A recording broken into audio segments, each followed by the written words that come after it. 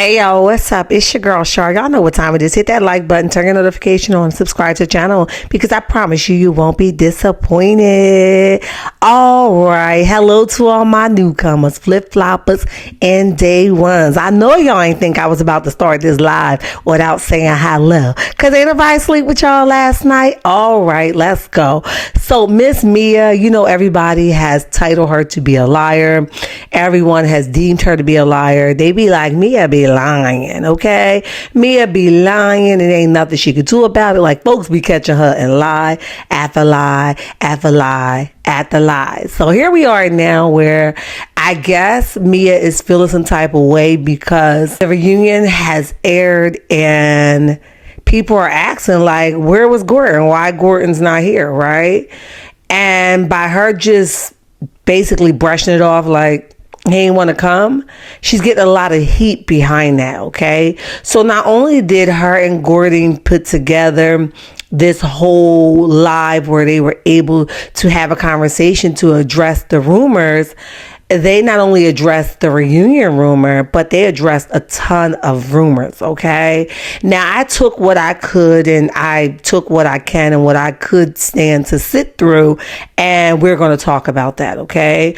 We are going to talk about how Gordon even said that he has filed for divorce from Mia, okay? And he was the one that took the divorce off the table, right? It was not Mia. And that they are indeed still getting a divorce, okay? Nothing is going to stop. He says that him and Mia are on two different planets right now. And I'm paraphrasing here, but he's basically saying, you know, they basically outgrew each other, okay? At a point in time, they was banging, right? They was rocking and rolling with one another. But right now, that's not where they are. And they're just basically learning a space to co-parent, okay? So we're going to listen to that. I am going to take breaks in between it because you guys know how YouTube go. But just before we do that, remember that everything here is alleged, in my opinion, only, and it is for fair use under the Copyright Act. And we are using it to do some research, okay? So let's jump into that. But before we do, hit that like button, turn your notification on, and subscribe to the channel. And also share, guys, so that your girls can stay active in the algorithm, all right? Let's go. To evolve to in the future. Mm-hmm. And Neil's already been there. It took me a moment to catch up. And so I filed for divorce back in November. I think it was early November, mid-November or so. Just before her birthday. I'm a nice guy. Just before her birthday. You're welcome. Yeah, you're welcome. and then we had a temporary custody order, which I felt really comfortable with. And one of my anxious moments was, with all of this being an open canvas, could Mia leave and take the kids from me? Could she do things that I don't support or agree with? Could she do things without getting my input?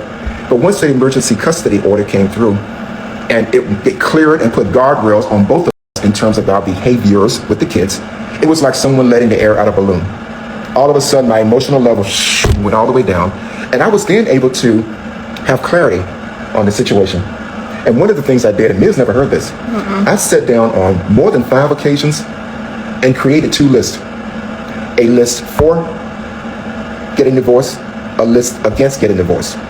And every time I did that, the top 2 things that were consistently on their list as must-have is 1, what's in the best interest of the kids. Yeah. So obviously Gordon was not ready for Mia to move on and wasn't ready to even hear that they weren't in the space that they used to be in. So he was on some type, no, we getting a divorce, or no, I ain't thinking about no kids, it's going to be what it's going to be. But he's saying like once his emotions came down and he took Mia out the equation, he started to think what's best for the kids. It made sense after all, okay? So he had to write some stuff out to make it clear to him. Let's continue on. And number 2 was legacy. Yeah. And then as I started thinking about those things, and now remember my emotional level is down and my cerebral level, if that's a word, is elevated. And I started thinking through this. I'm a scientist, by the way, a math major, so I think in terms of logic and linear thinking, etc. I started thinking, okay, if that is the case, G, what are you going to do? What you're going to do? And I made the conscious decision that said, no matter what goes on, number 1 is the kids. So I, in effect, February 3rd or 4th, I think was the date, I stopped the divorce proceedings on my own. Mia didn't ask me to. I stopped him because I started thinking, okay, if we're going to reach a point of what's important for the kids, then what's really important is for she and I to have a good relationship. Number one. Number two, for us to be in a position to show and give the kids the best of what we want to have to offer. And number three, show them a loving, compassionate, calm, so to speak, household and relationship between your mom and dad.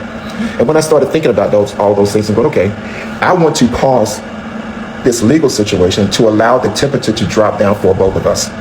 Could we have gone through this? This is my thinking. Mia can weigh in whatever she wants to say. But could we have gone through the divorce without this thinking? Absolutely. But would it have generated the exact result that's best for the kids? In my thinking, absolutely not. So if we could take this down to a point where we're thinking about what's best for the kids, give this thing time for she and I to develop and find a leveling of our relationship that supports our kids, having the best environment possible and legacy. And I didn't want divorce proceedings to interfere with that. Now you may ask, does that mean we're getting back together and getting divorced? No, the answer is we are getting a divorce. In fact, she and I talked about it the other day, and I told her, look, you should file whenever you're ready. Have in my mind what I'm trying to achieve before filing, so I could refile this. That's really not an issue. We've actually already agreed on the big things. And I told her you can file whenever you want. I love Mia. She's a great person. There are reasons why I love her.